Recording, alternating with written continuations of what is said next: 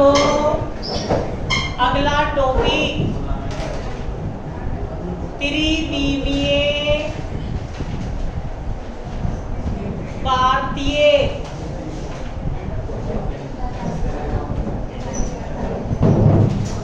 त्रिविमीय कार्तीय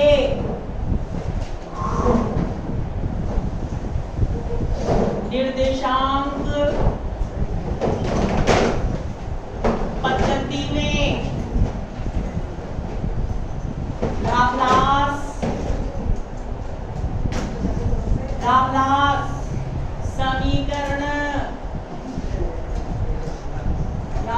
समीकरण त्रिविमीय कार्तीय निर्देशांक पद्धति में लाप्लास समीकरण Laplace equation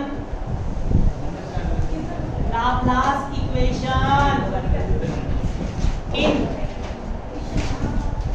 Laplace equation in three dimensional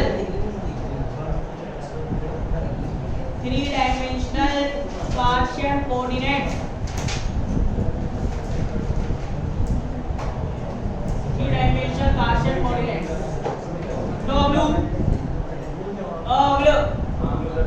last पहले आपने क्या किया लाप्लास समीकरण का द्विविमीय हल निकाला कौन सा हल द्विविमीय 2D सॉल्यूशन निकाला कार्तीय निर्देशांक पद्धति में x y z में फिर इसके ऊपर अपन ने क्वेश्चन किया अब ये काम दोबारा होगा पहले अपन क्या करेंगे कार्तीय निर्देशांक पद्धति का त्रिविमीय हल निकालेंगे x y और z में फिर उसके ऊपर क्या करेंगे क्वेश्चन करेंगे तो ये कार्शियन वाला कंप्लीट हो जाएगा मतलब x y z वाला कंप्लीट हो जाएगा फिर चलेगा r थीटा फाई वाला तो याद रखना ना आवाज बंद करके क्या लिखेंगे हम जानते हैं क्या जानते हो लाप्लास समीकरण क्या होती है डेल स्क्वायर फाई बराबर 0 डेल स्क्वायर को क्या लिख सकता हूँ del square upon del X square phi plus del square upon del Y square phi plus del square upon del Z square phi बराबर 0 इक्वेशन फर्स्ट अब बताओ फाई x का फलन है y का भी फंक्शन है z का भी फंक्शन है अतः फाई के कितने हल होंगे 3 हल होंगे क्या लिखेंगे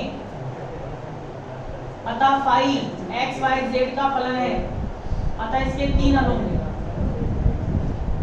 तब phi x, y, z phi के 3 हल क्या मान लेता हूँ x y और z इक्वेशन सेकंड का मान क्या रखेंगे फर्स्ट में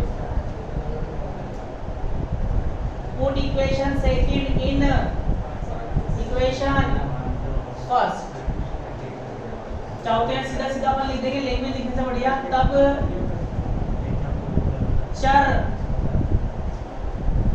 पृथक्करण विधि से then variable separation method अब बताओ हल मान लिया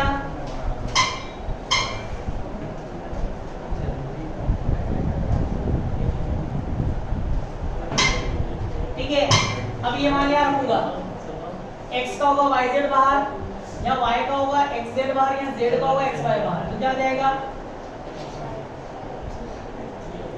y z del square upon del X square xx plus यह क्या आएगा xx z del square upon del Y square y plus क्या होगा xx y del square Z square बराबर 0। फिर क्या करेंगे,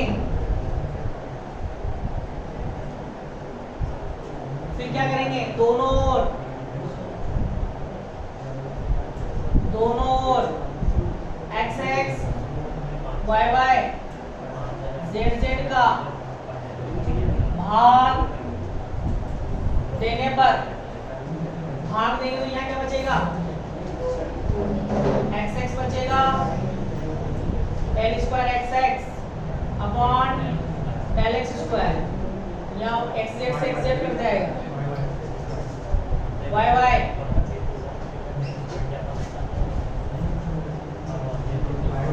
del square Y Y upon del Y square plus, आवाज बंद कर लो, जेड जेड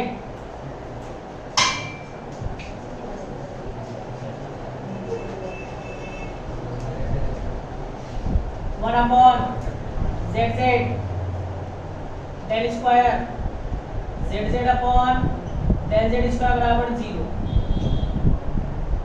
फिर इसको उधर भेज दो, क्या बनेगा 1 upon Y Y del square Y Y del Y square plus del square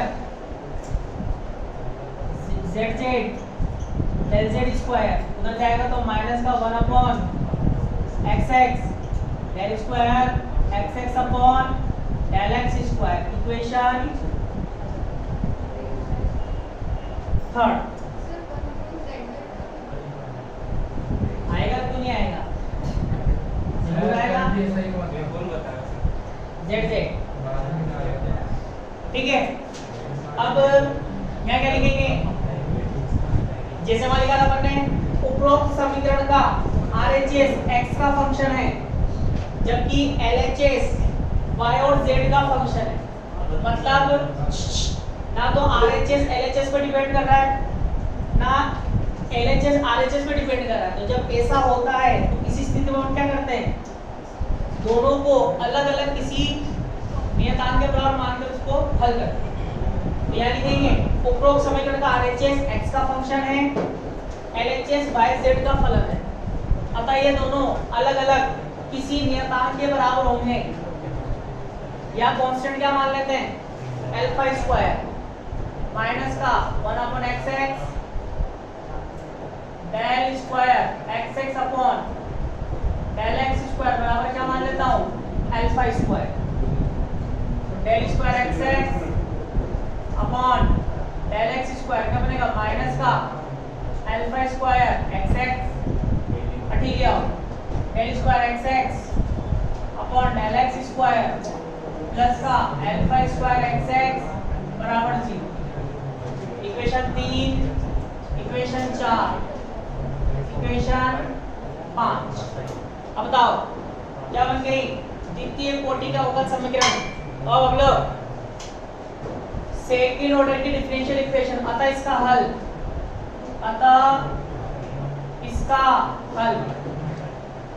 जब 2D वाला पढ़ रहे थे ना, 2D वाला, अब बताया था मैंने, ऐसे है तो ये हल लिखना है, ये है तो ये हल लिखना है।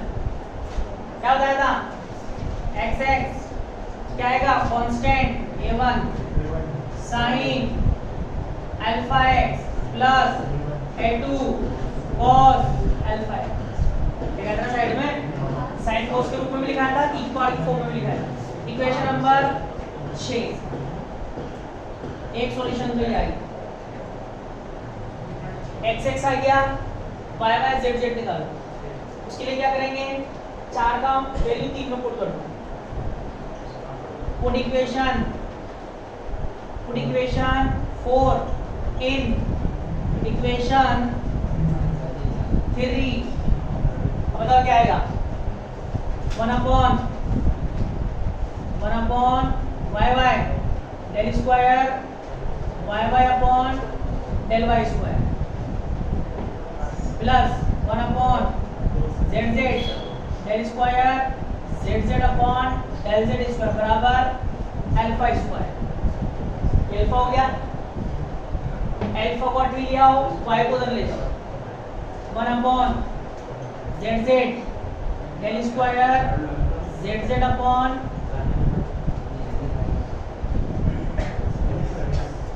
माइनस का अल्फा स्क्वायर और W माइनस का 1 upon Y Y del square Y Y upon del Y square.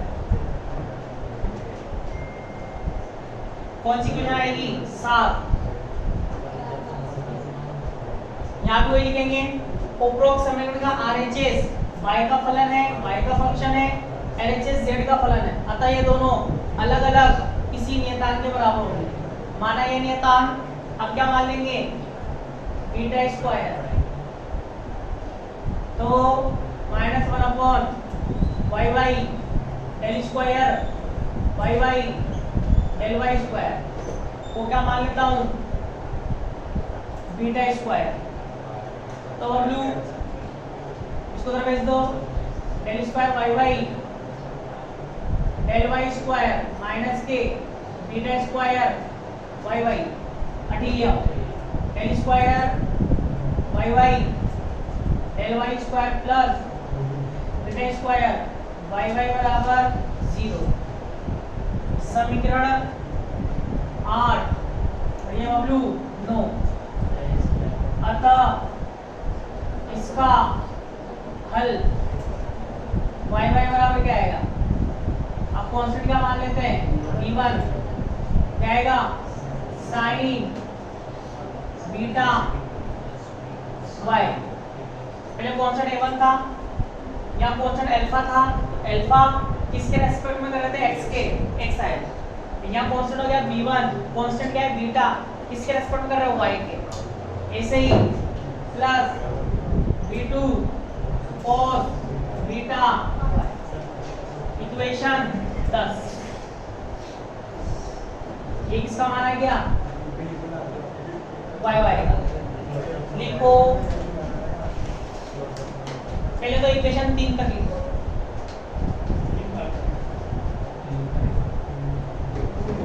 ये ऐसा करो, 3 लाइनें छोड़ देना, एक साथ लिखा दो। तो जैसे मैंने लिखा भी रखा है, यार 3 लाइनें छोड़ देना पूरा छाप लो, फिर यहाँ भी 3 लाइनें छोड़ देना पूरा छाप लो, 3 लाइनें छोड़ देना।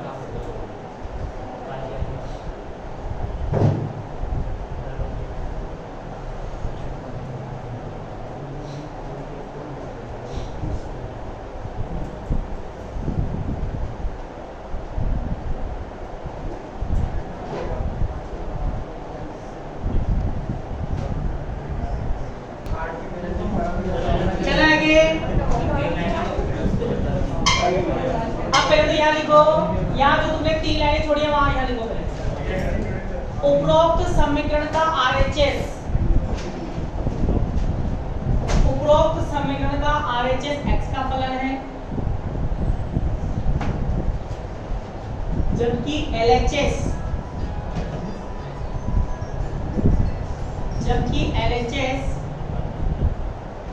y और z का फलन है। LHS y और z का फलन है, अतः ये दोनों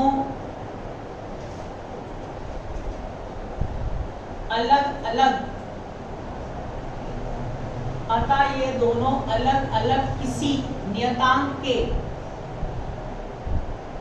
बराबर होंगे। माना या नियतांक अल्फा स्क्वायर, माना या नियतांक अल्फा स्क्वायर। अब इक्वेशन 7 के बाद जो लाइनें छोड़ी है 3 वाली को, उपरोक्त समीकरण का RHS, उपरोक्त समीकरण का RHS y का फलन है, जबकि LHS z का फलन है। अतः ये दोनों अलग अलग किसी नियतांक के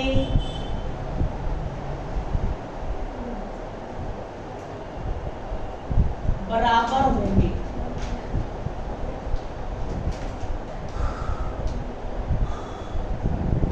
माना या नियतांक बीटा स्क्वायर है। अब अंग्रेजी वाले लिखो इक्वेशन थर्ड के बाद RHS in this equation, RHS in this equation depends only upon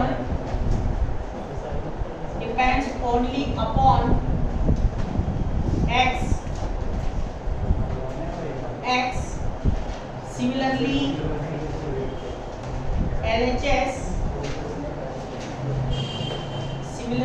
LHS depends upon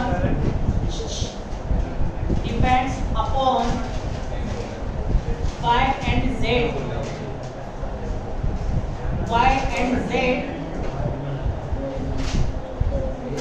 This is possible if and only they are separately equal to some constant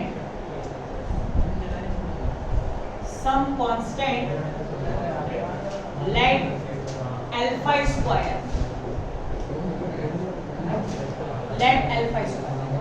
ऐसे लिख लो वहां पर इक्वेशन 7 के बाद भी लिख लो। बस RHS को x के क्या कर देना y, यहाँ से y कर देना और बीटा स्क्वायर कर देना। लिखाओ या लिख लोगे? RHS को कर देना y का फंक्शन है, LHS को कर देना z का फंक्शन है, उधर बीटा स्क्वायर। आगे देखो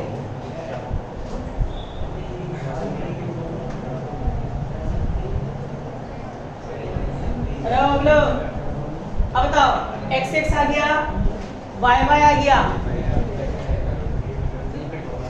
आवाज तो आ रही है बेटा।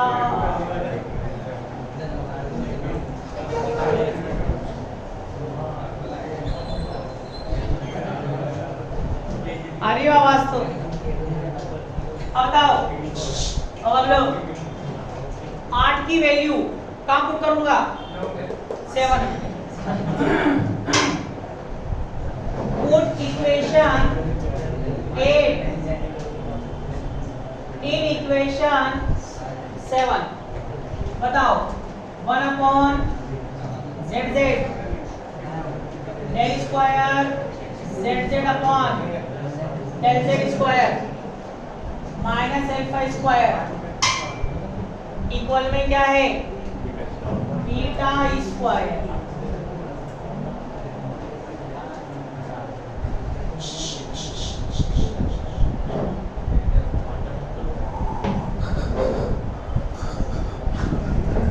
बेटा स्क्वायर दिया, अब अल्फा स्क्वायर को उधर भेज दो।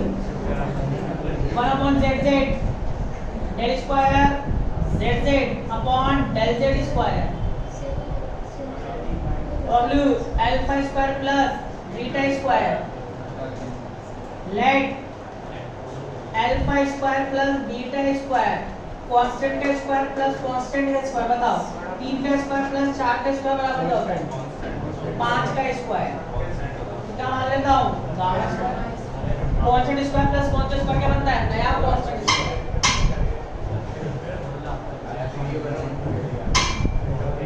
बताओ ये क्या हो जाएगा? 1/zz del square zz upon del z square क्या बन गया? Gamma square del square zz upon del z square gamma square zz इधर उठा के लाओ del square zz upon del z square minus gamma square zz बराबर 0। Equation 11 अतः इसका हल इसका हल। अब बताओ क्या आएगा, z c1 माइनस है तो क्या आएगा sine hyperbolic gamma z minus में आता है हाइपरबोलिक कांस्टेंट क्या है गामा, किसके रेस्पेक्ट में कर रहे हो z के, plus c2 cos hyperbolic gamma z equation 12। अब बताओ x का मान 6 में 6 10 12 6 10 12 को कहाँ रख देंगे, 6 10 12 को कहाँ रख देंगे बबलू,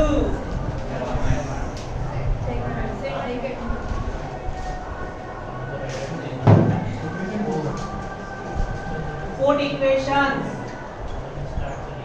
6 10 12 इन इक्वेशन सेकेंड।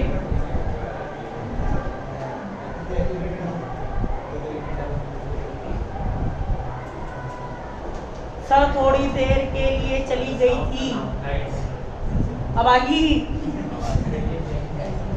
तो five x comma y comma z, x का मान क्या था a1 sin alpha x plus a2 cos alpha x पहला डब्बा, फिर b1 sin beta y plus b2 cos beta y दूसरा डब्बा, तीसरा डब्बा क्या था c1 sin hyperbolic gamma z, c2 cos hyperbolic gamma z। व्यापक हल जनरल फॉर्म, व्यापक हल five x comma y comma z, कुछ भी नहीं है, समोसा अल्फा समोसा बीटा, पहला डब्बा सेम दूसरा डब्बा सेम तीसरा डब्बा सेम, चलिए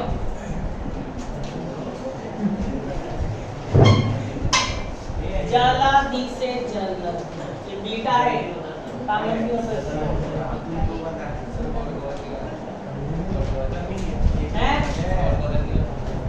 बोर्ड कवर नहीं हो रहा, अभी कर देंगे।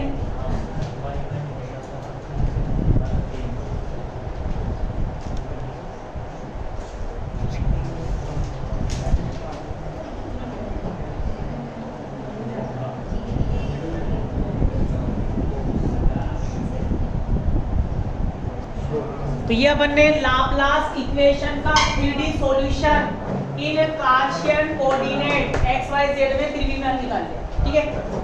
अब क्या करेंगे, इसके ऊपर एक क्वेश्चन करेंगे, मतलब इसी का टॉपिक। चलिए आयताकार बॉक्स के, हाँ पूरा फर्स्ट ईयर का टॉपिक है ये, जैसे ये भी कराने में फर्स्ट ईयर में, ये फर्स्ट ईयर का ही सर।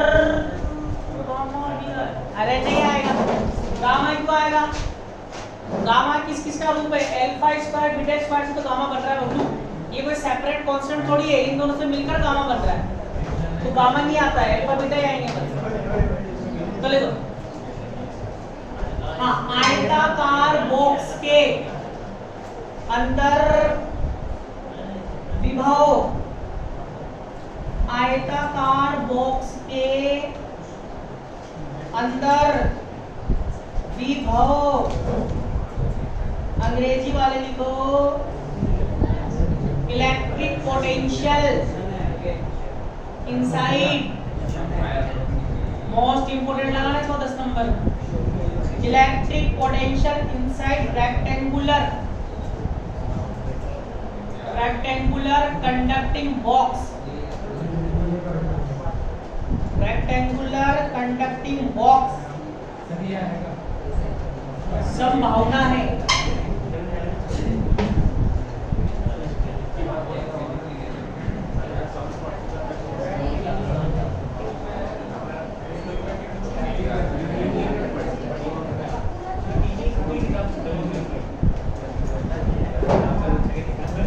देखा आप लोग, एक आयताकार बॉक्स है,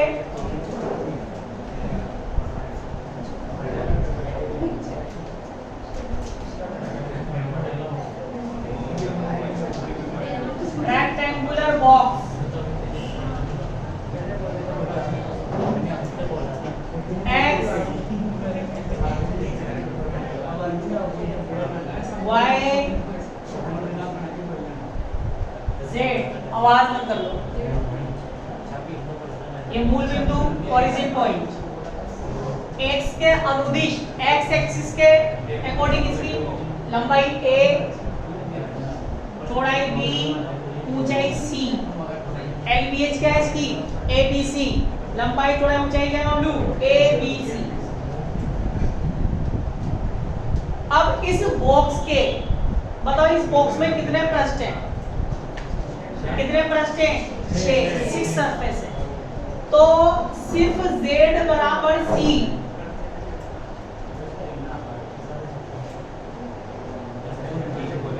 सिर्फ z बराबर c पृष्ठ को छोड़कर, z बराबर c पृष्ठ को छोड़कर बाकी पांचों पृष्ठों पर 5 सरफेसेस पर पोटेंशियल कितना है? 0।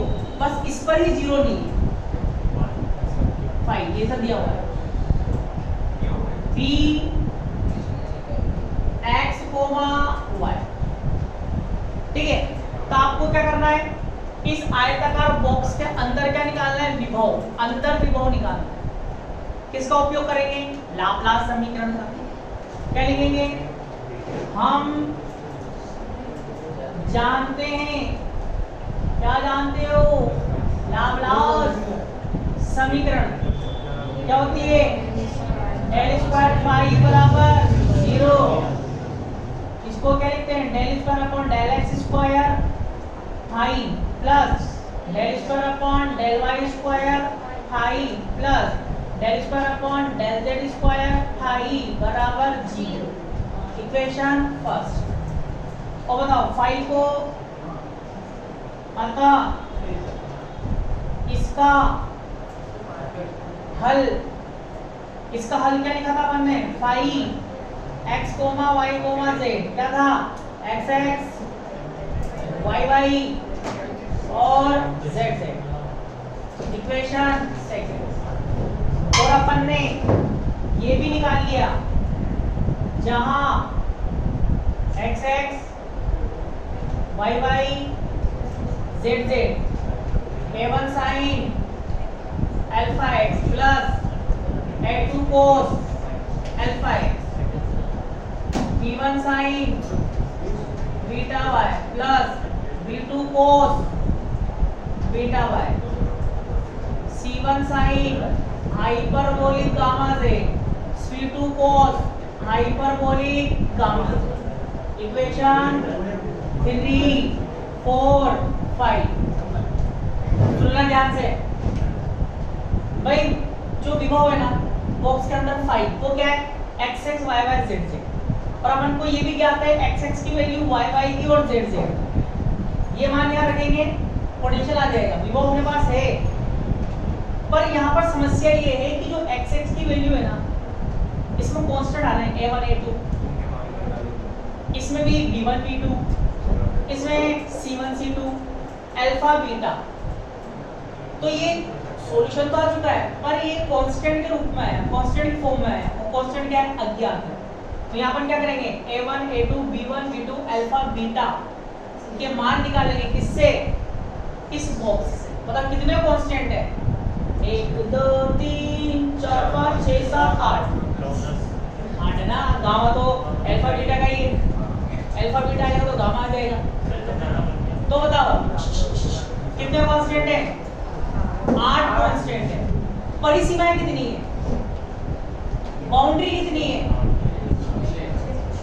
बाउंड्री 6 है। तो 6 बाउंड्री से अपन यहाँ क्या करेंगे?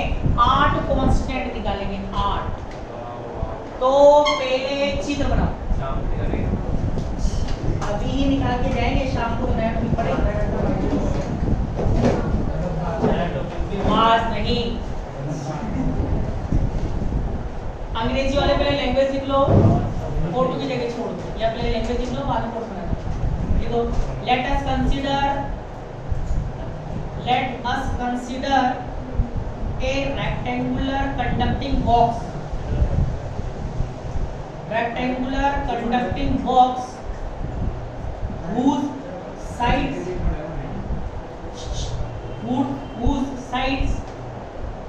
A, B, C small a, small b, small c are along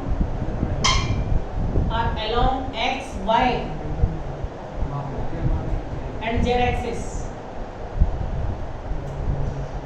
are along x, y and z axis.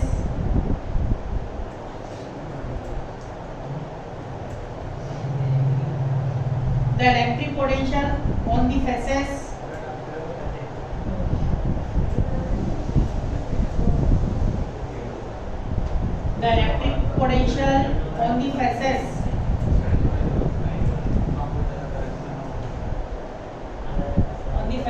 ऐसे लिखो x equals to y equals to z equals to 0 and x equals to a, y equals to b. 5 हो गया ना, 1 2 3 4 5 पर कितना है 0. faces x equals to y equals to z equals to 0 and x equals to a and y equals to b is 0.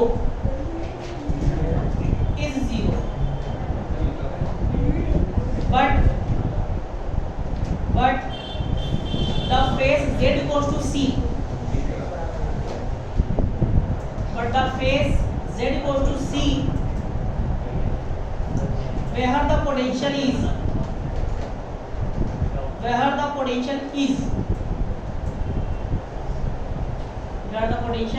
बोले को 5 equals to b x, y वो बोलेगा ना.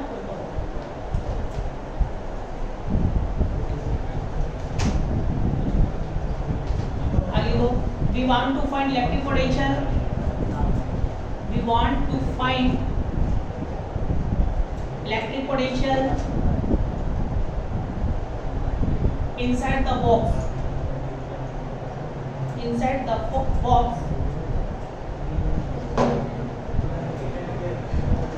Where charge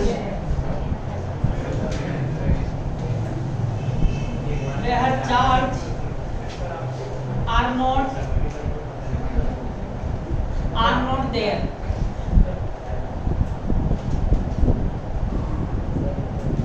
अब ना बॉक्स के अंदर चार्ज नहीं है तो कौन सी इक्वेशन यूज करेंगे, लाप्लास की. अगली को in such situation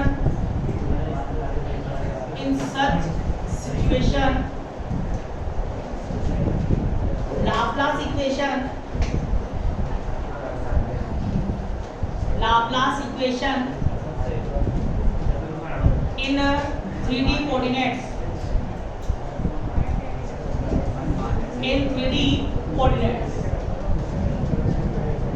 फोटो बना के यहाँ तक नोट करो.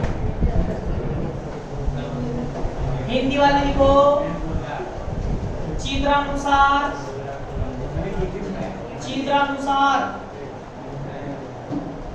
एक आयताकार बॉक्स पर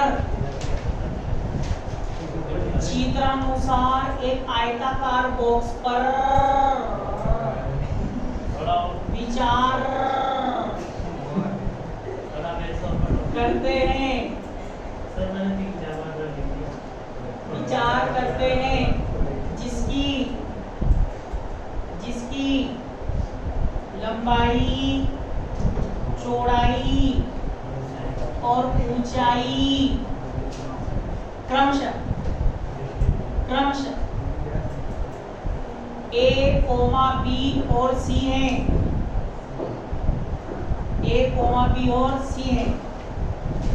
इसके Z बराबर C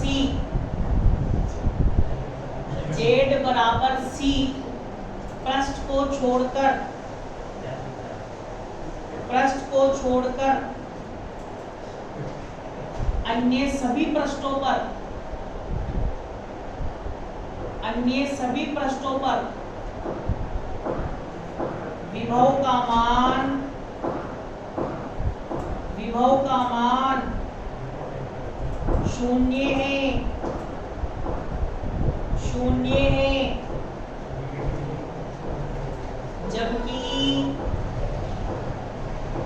जबकि Z बराबर C पृष्ठ पर बराबर सी पृष्ठ पर विभव तो लिखो फाई बराबर B X comma Y, phi बराबर बी एक्स कोमा वाई है।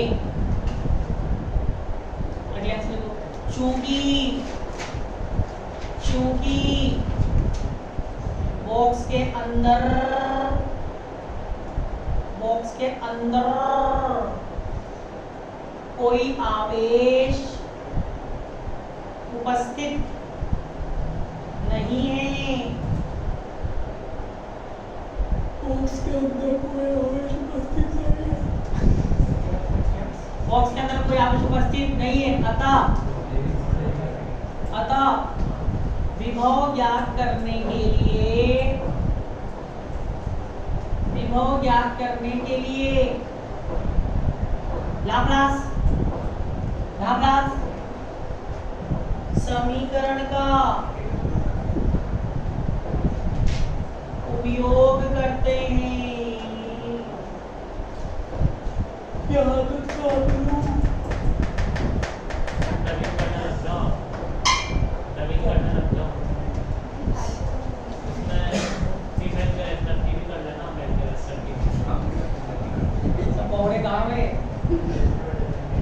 यहाँ तक हम पढ़ रहे हैं भी पकड़े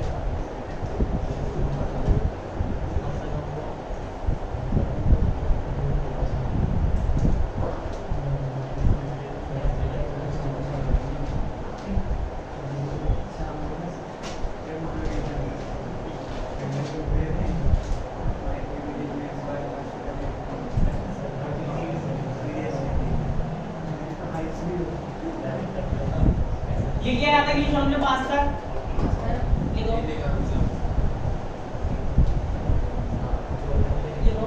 here a1 a2 b1 b2 c1 c2 alpha and beta, here a1 a2 b1 b2 c1 c2 alpha and beta are constant. Let us apply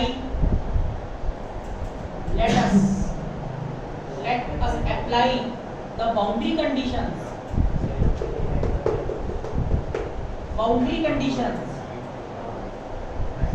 of the potentials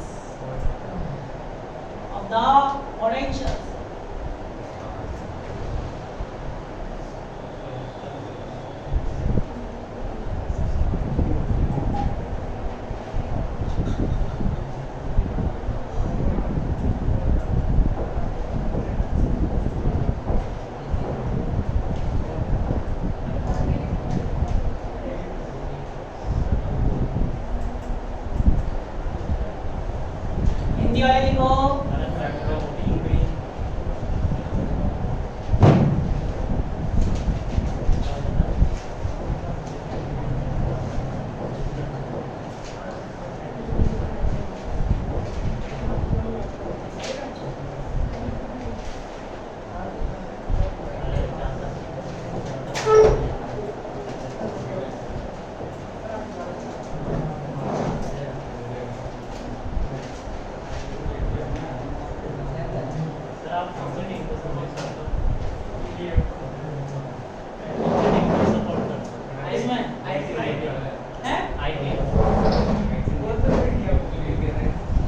India को करता है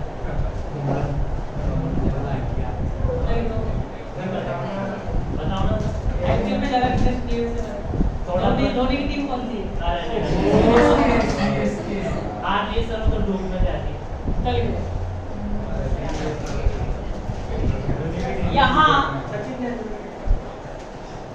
यहाँ A1 A2 B1 B2 C1 C2 alpha और beta नियतांक हैं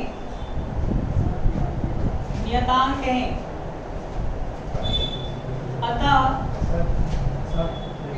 यहाँ A1 A2 B1 B2 C1 C2 alpha और beta नियतांक हैं अतः इनके मान ज्ञात करने के लिए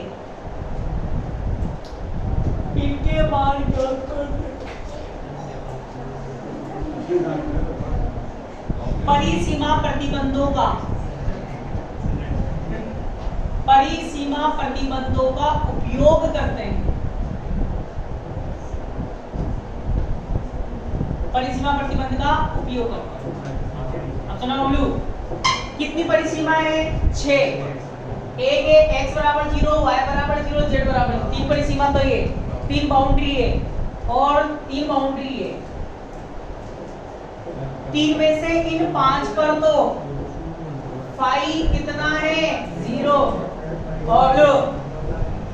और इस पर फाई कितना है? dx, y। ठीक है, तो बाउंड्री कंडीशन यूज कर रहा हूं। पहले ये 3 करूंगा, फिर ये 3 करेंगे। तो आवाज बंद करके बैठो चुपचाप से बस। ये डेरिवेशन पूरा होगा तभी जाने दूंगा। 10 मिनट की बात है बस, रेगुलर। अब बताओ, सबसे पहले ले रहा हूं फर्स्ट नंबर, पहली परिसीमा ले रहा हूं x बराबर 0 पर। x बराबर 0 पर फाई कितना होगा? 0। पोटेंशियल 0 है। अब फाई के भी 3 घटक x x y y z z। x पर फाई का कौन सा घटक 0 होगा? तो x x भी क्या होगा? 0। अरे बबलू, फाई का तो सॉल्यूशन है या फाई 0 तो उसका सॉल्यूशन भी x x वाला भी क्या होगा? 0। तो बताओ इक्वेशन नंबर 3 से x x किस में दिख रहा है तुम्हें? 3 में। देन इक्वेशन थर्ड बताओ क्या हो जाएगा? 0 a1 x की वैल्यू कितनी है? 0 sin 0 प्लस a2 cos 0। यहाँ से a2 का मान आ गया, a2 बराबर 0। अब a2 का मान 3 में रख दो, तब इक्वेशन 3 से a2 का मान 0 रखूंगा तो x x क्या बना? a1 sin alpha x। Equation 6। ऐसे ही दूसरी boundary low, y goes to 0 पर phi goes to 0 को पहले होगा तो x x बराबर भी क्या होगा? 0 ऐसे तो है तो होगा y बराबर 0 पर y बराबर 0 है तो y बराबर भी 0 होगा। अब बताओ y किस में दिख रहा है तुम्हें? 4 में। तब इक्वेशन 4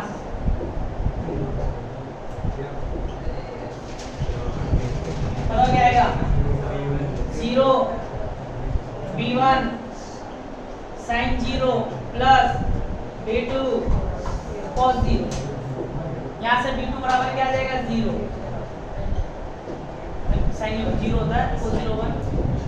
अब b2 का मान करो तो 4 में, तब इक्वेशन 4 से y क्या बनेगा? b2 0 b1 sin beta y equation 7। ऐसे ही थर्ड बाउंड्री लो,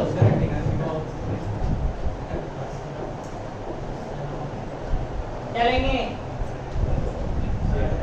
z बराबर 0 पर फाई बराबर 0 है तो z बराबर 0 होगा।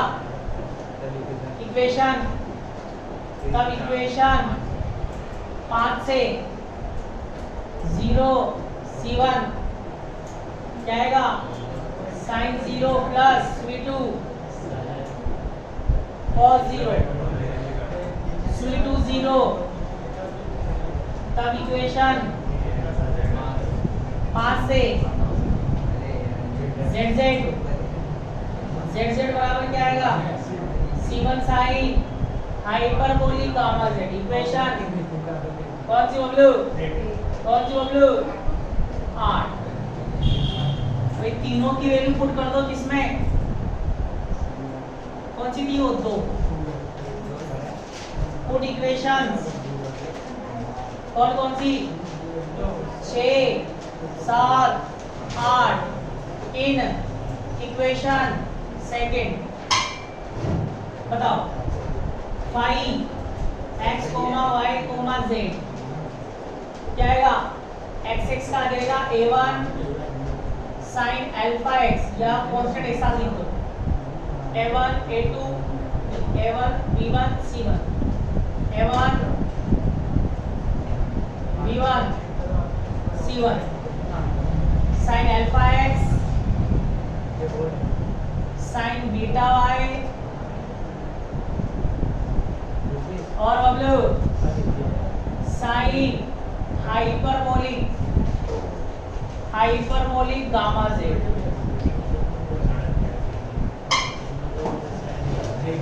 यहां तक छापो।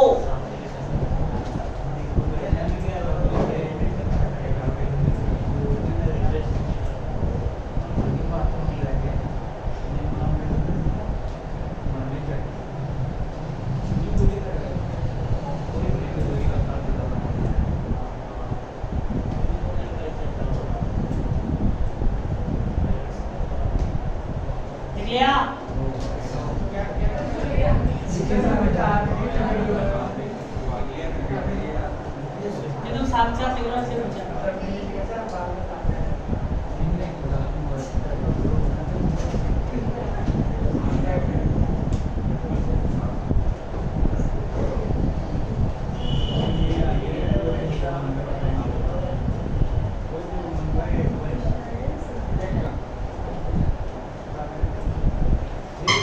लिख लिया।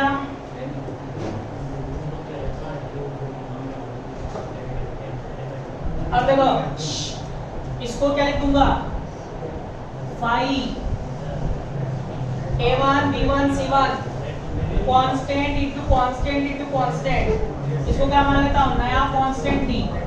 क्यों, अब बताओ कांस्टेंट कितने बचे, 8 कांस्टेंट थे, 8 में से 3 निकाल लिए, बचे 5, 1 2 3 4 5।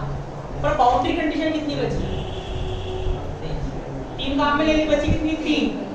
अब तो इसीलिए मैं क्या कर रहा हूँ, अब यहाँ 5 हो रहे हैं, 1 2 3 4 5 हो रहे हैं, तो मैं क्या करूँगा, इनको तो मैं डी मान लिया, ताकि ये तो एक ही हो जाएगा, 2 और 3 ही कंडीशन बची और 3 ही अपन को निकालना है। तो डी मान लिया, साइन अल्फा एक्स प्लस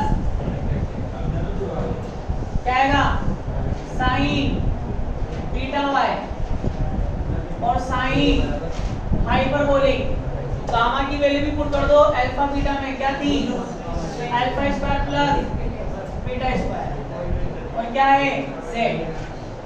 अब ये मुझे अल्फा बीटा की फॉर्म में, तो यहाँ लिख दो अल्फा कोमा बीटा बराबर। अब ध्यान देख लेना कौन सी इक्वेशन आएगी,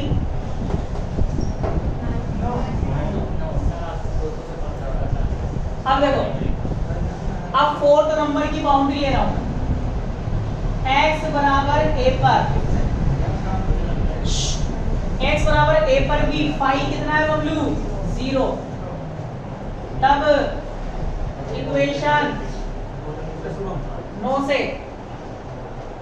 0 फाई के लिए क्या है 0, d sine alpha x alpha a sine beta y sine hyperbolic under root alpha square plus beta square और ये z बराबर में 0 है, मतलब इन सभी का सब अलग अलग किसके बराबर है, 0 के बराबर। तो मैं इसको 0 के बराबर कर रहा हूँ, तब साइन अल्फा a बराबर 0, अल्फा a के कौन कौन से मान के लिए, जहां अल्फा का एंगल 0, साइन 0 0 पाई, साइन पाई 0, 1 पाई 2 पाई 3 पाई, ये सिलसिला चलता रहेगा। अल्फा बराबर क्या मान लेता हूं, m पाई जहाँ m क्या है 0 1 2 3 1 तो अल्फा का मान क्या आएगा m/a इक्वेशन कौन सी 10। ऐसे ही 5वीं बड़ी सीमा लो, क्या लोगे y बराबर b पर फाई बराबर कितना है 0। अब बताओ तब इक्वेशन 9 से, तब इक्वेशन 9 से 0 बराबर अब क्या आएगा b sin alpha x sin beta b y को लेकर पुट कर देंगे b और क्या आएगा sin hyperbolic under root alpha square plus beta square और ये z। अब किसको करेंगे 0 के इक्वल sin बीटा b बराबर 0 बीटा b के किन के मानों के लिए जहां 0 पाई 2 पाई 3 पाई ये सिलसिला चलता रहेगा। बीटा b बराबर क्या लिख दूंगा n पाई, n का मान कितना है 0 1 2 3 तो बीटा बराबर क्या आएगा n by अपॉन b।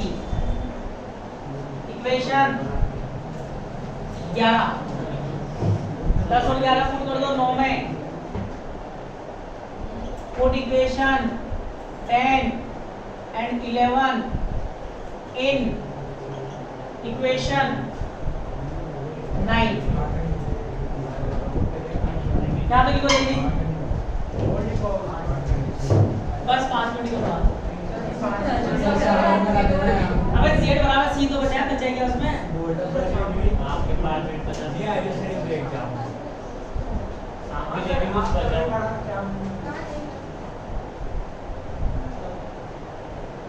दोबारा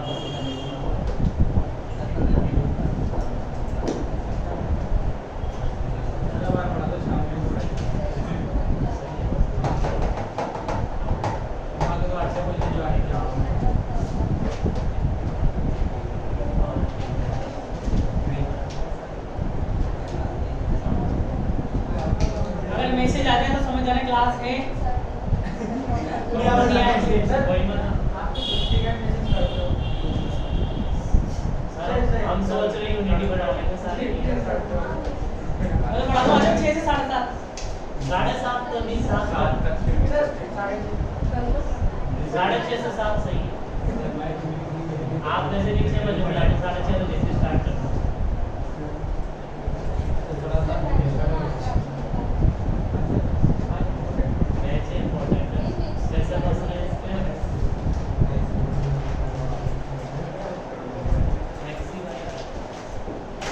जो भी होगा ग्रुप में इन्फॉर्म कर दिया जाएगा 4 बजे तक।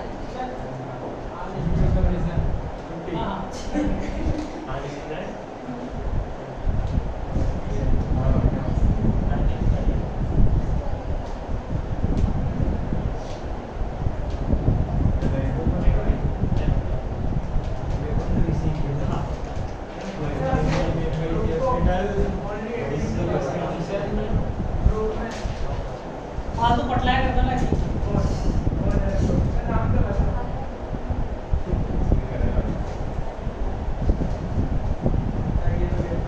सर आप एक तो रिप्लाई भी नहीं देते मैसेज करते हैं। रिप्लाई दिया मैंने आपको सर रिप्लाई तो दो सर जब जाके आपने रिप्लाई दिया वरना एक बार मार दो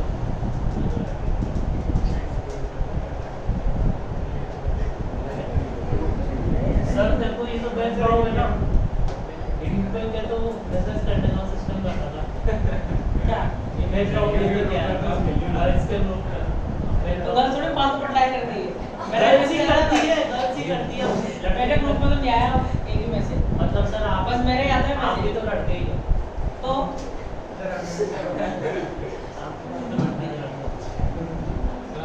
कोई सी बट अलग अलग कैटेगरी होती है तुम्हारी कैटेगरी थोड़ी दूंगा नहीं जनरल है तो लिखो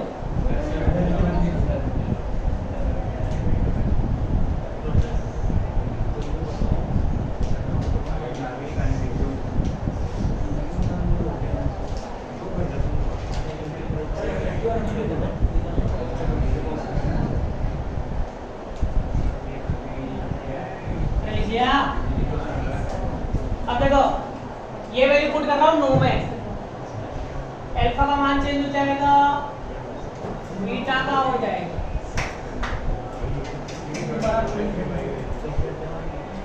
अल्फा का क्या हो जाएगा m पाई अपॉन a।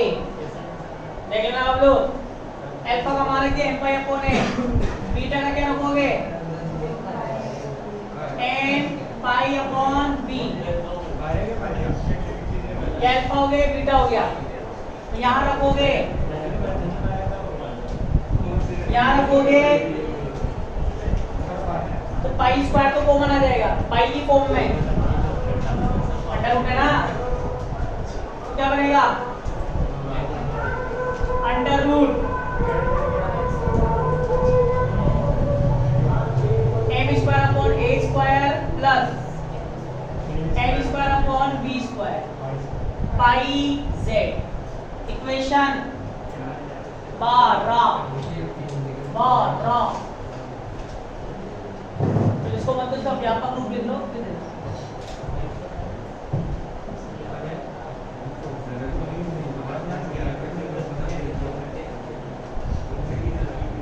तब व्यापक हल pi alpha comma beta, samosa alpha लगा दो, समोसा बीटा लगा दो, बाकी से D sine m pi upon a x sine m pi upon b y sine hyperbolic under root m square upon a square plus n square upon b square pi z। Equation 12।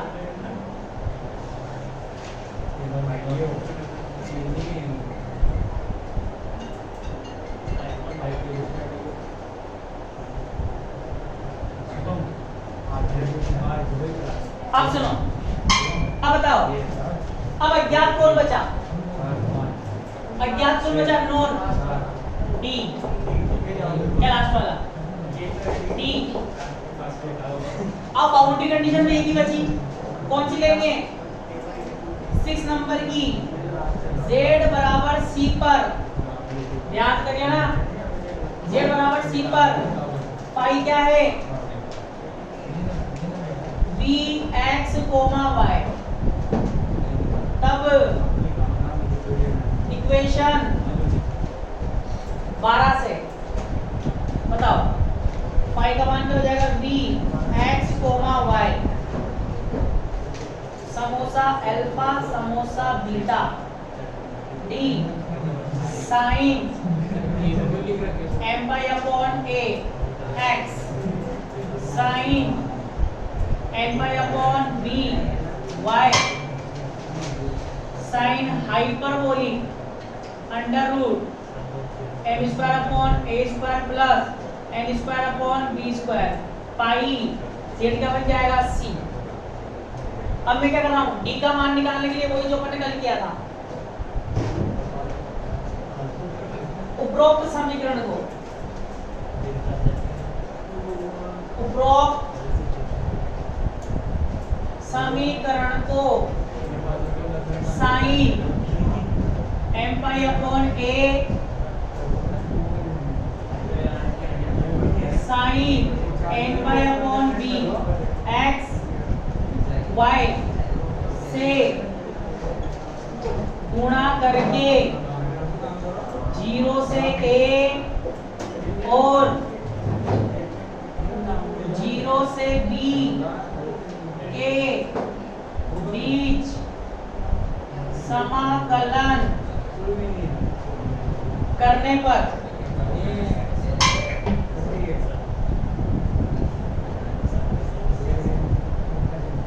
यहाँ तक लिख लो, फिर board clear करके एक साथ लिख लो वापस। अब 2 मिनट करो आते हो। अंग्रेजी वाले लिखो यहाँ पर इसकी जगह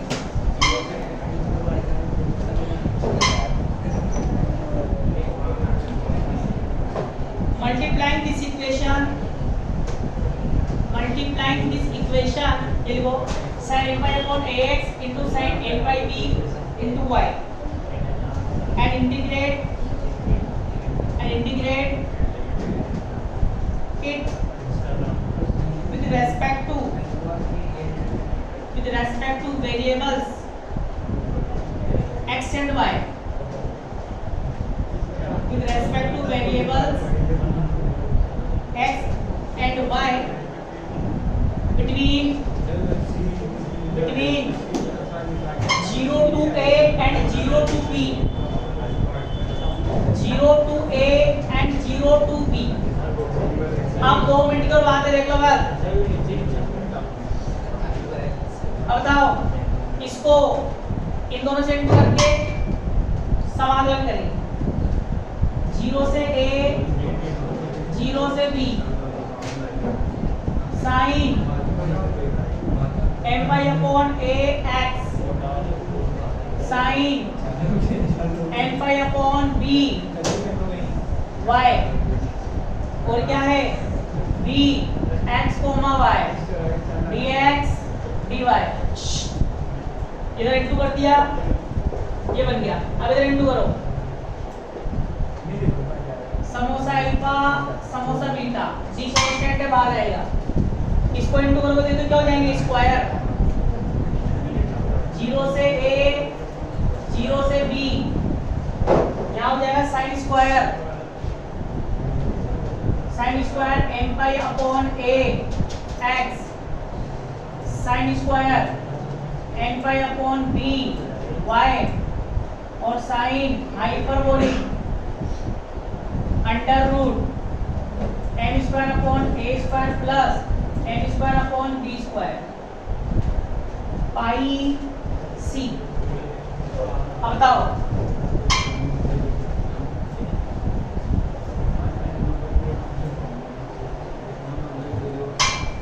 क्या करेंगे, ये तो सेम रहेगा। 0 से a 0 से b m pi upon a x sine m pi upon b y b x comma y dx dy। जब सोल्व करेंगे इसको तो समीकरण हट जाएगा, क्या बचेगा d। देखना ध्यान से। अब बताओ साइन स्क्वायर का समाकलन का सॉल्यूशन क्या आता है, a/2। इसका तो आएगा a/2, इसका क्या बनेगा b/2। और ये तो सेम रहेगा sine hyperbolic under root m square upon a square n square upon b square pi c। यहाँ से d का मान क्या आ जाएगा, d बराबर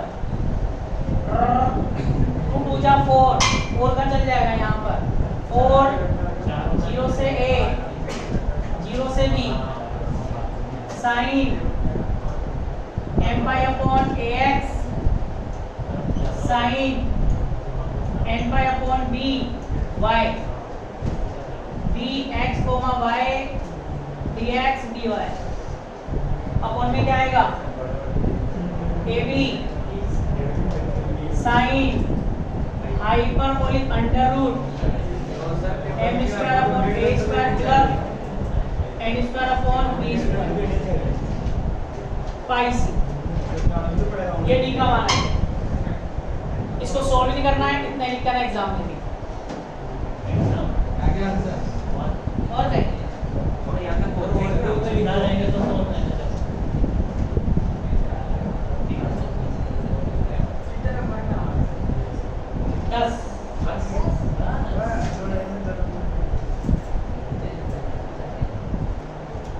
वो कौन सी इक्वेशन थी W, अभी रख ले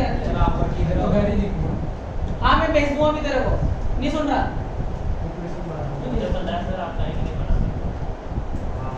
तो हाँ मैं क्या कह रहा था, वो कौन सी इक्वेशन थी z बराबर c से पहले जो ऊपर आई थी, मतलब छठी बाउंड्री लगाने से पहले जो आई थी व्यापक हल वाली 12।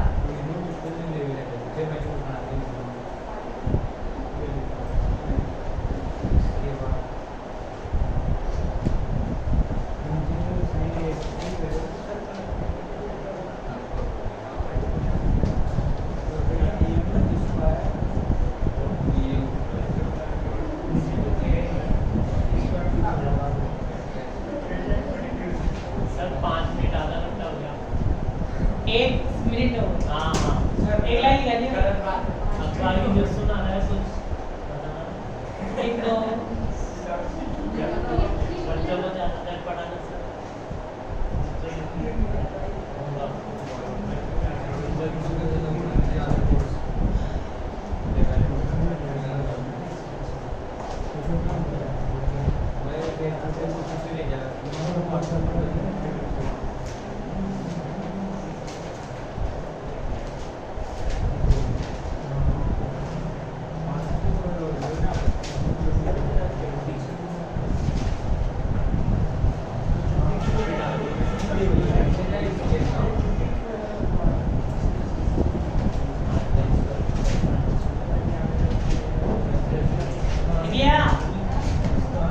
हिंदी वाले लिखो d का मान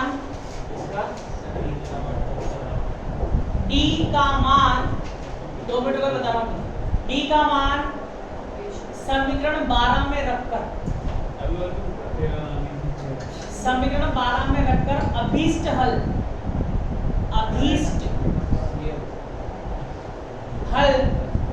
प्राप्त कर सकते हैं। d का मान समीकरण 12 में रखकर अभीष्ट हल प्राप्त कर सकते हैं।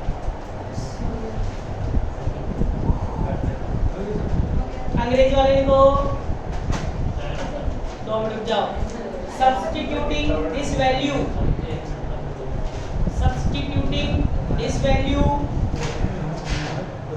of coefficient d capital D in equation 12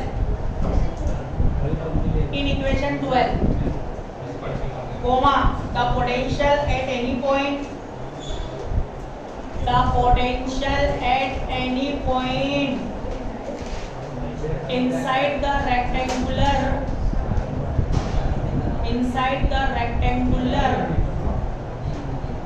box can be determined